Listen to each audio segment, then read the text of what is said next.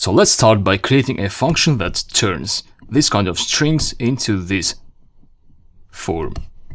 Define, let's call this sentence maker.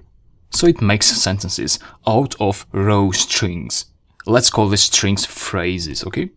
Phrase. So it gets a phrase, and first you want to capitalize that phrase, right?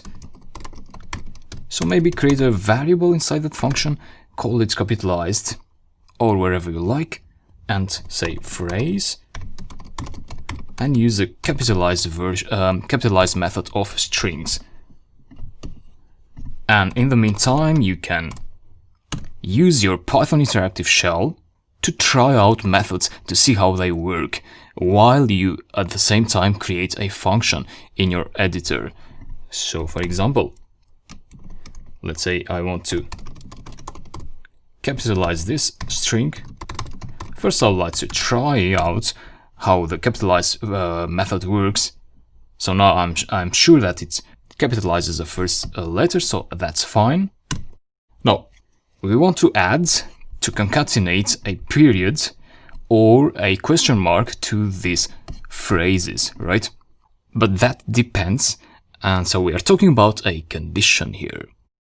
The program has to make a decision whether to put a period or a question mark at the end of the phrase. So let's go ahead and build the condition. If phrase... So how can we differentiate between questions and simple sentences that end with a period? Well, there may be different ways there, so that depends on the programmer and how sophisticated you want to do that. But let's keep it simple, and let's say that questions are all those that start with an interrogative word, such as how, why, and what. And you can check that with, let's say you have a sentence like how are you again. You can use the starts with method, which gets a tuple as input. So a tuple, and inside that tuple you can have some strings that you're checking if this sentence starts with any of these strings inside this tuple. So let's say how, what, and why. So that will return true, because how are you starts with one of these strings. In another scenario, like it's a good weather, you'll get false. So we can make use of that and say if phrase starts with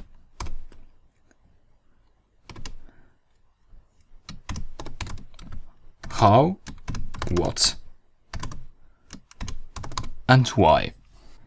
You can do that, or even better would be to get this tuple and save it in a variable. Let's say interrogatives, and put it there. So then here you just put the variable, and that will make the code more readable. So if the phrase starts with interrogatives, what we want to do in that case is to construct a string. So let's say return, the function will return this string. So that is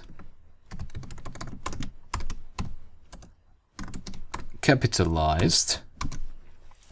So capitalized will be the capitalized version of the phrase that the user enters.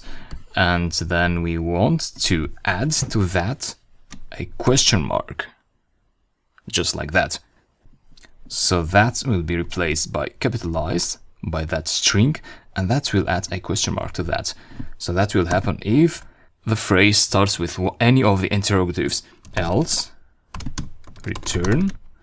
In this case, we will return a sentence with a dot with a period. Again, capitalized is what we put here. Let me demonstrate so far what we have. Sentence maker, so we want to execute the function, right? With a word, with a phrase. How are you?